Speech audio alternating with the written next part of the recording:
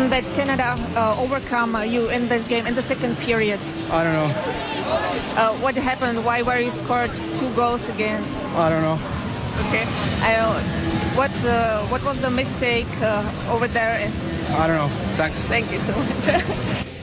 Well, we have to hope Petri Kontiola has learned a thing or two since that interview at this year's Worlds, because he's about to face the Toronto media on a regular basis. 29-year-old Finn has signed a 1-year deal worth $1.1 million with the Leafs. He helped Finland to the bronze medal to Sochi Olympics with 5 points in 6 games.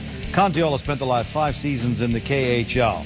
The Leafs have also signed forward Mike Santorelli to a 1-year deal worth $1.5 million. He had 28 points in 49 games with the Canucks last season. And the Leafs weren't done yet. They also re-signed Troy Bodie to a 1-year deal. He recorded 10 points in 47 games last year.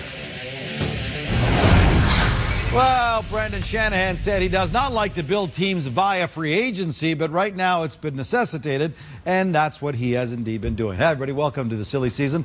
This is That's Hockey, along with Darren Dreger and Dave Reed. I'm Gino Retta. Great to have you with us.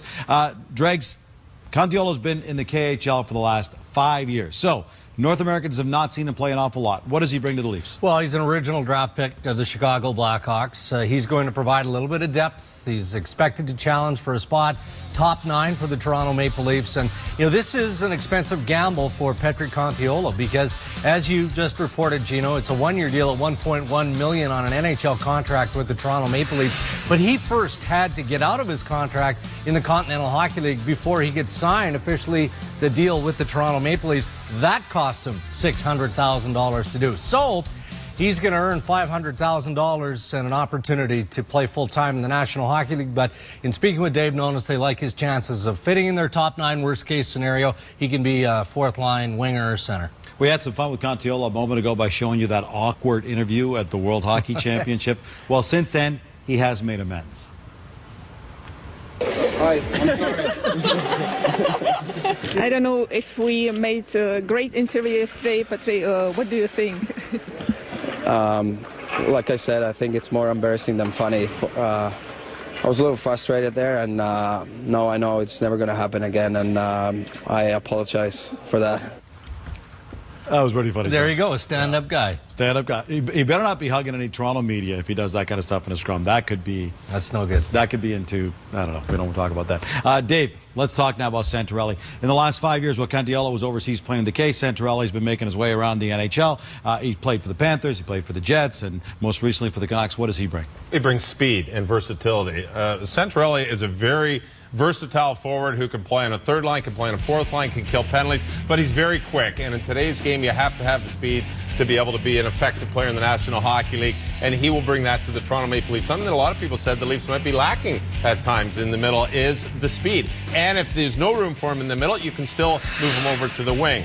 Versatile player, can play center, can play wing. He was injured last year, scored 10 goals in a shortened season, 49 games. Did score 20 goals with Nashville a few years back. So, yes, you know, I think it's a good signing, a good versatile player. He's got experience, he's got some age, and you know what? He's got something to prove. And you know you assign players to 1-year contracts or the short-term contracts, you know they're going to work the extra, go the extra mile to get the new 2- and 3-year deals. Speaking of looking for new contracts, James Reimer has filed for arbitration. Most of these hearings never make it to the hearing process. They get settled beforehand. Yeah. This one, though, may make it that far. It may get ugly. I suspect it'll go to the hearing. And, you know, when you're looking at Jake Gardner, who's expected to file for arbitration, unlikely his gets to hearing. They'll agree to terms. Cody Franson, again, expected to file again. There's a strong chance that ultimately that deal gets negotiated. But in James Reimer, this is going to be a tough one, and it could be a nasty process. That's always the case when it goes to these type of arbitration cases.